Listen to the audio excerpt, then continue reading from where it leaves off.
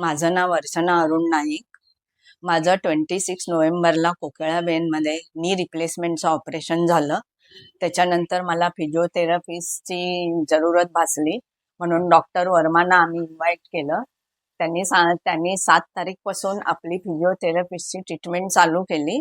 2 दिवसांनीच माझा वॉकरचा उपयोग मला करावासा वाटला नाही, कारण 2 दिवसामध्येच त्यांनी माझे मसल्स रिलीज केले आणि मला चालायला बरं वाटू लागलं.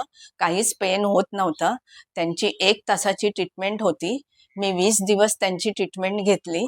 त्या ट्रीटमेंटमध्ये त्यांनी सर्व त्यांचे फिजिओथेरपिस्टचे जे एक्झरसाइज आहेत ते त्यांनी कव्हर केले आणि मला अजिबात वॉकरची गरज भासली नाही, स्टिकची सुद्धा गरज भासली नाही. मी स्वतः माझ्या दोन्ही पायांनी व्यवस्थितपणे पूर्वी जशी मी चालत होते तसे मी चालू लागले असं. आणि त्यांच्या ज्या 20 दिवसाच्या ट्रीटमेंटमध्ये मला काहीच त्रास झाला नाही.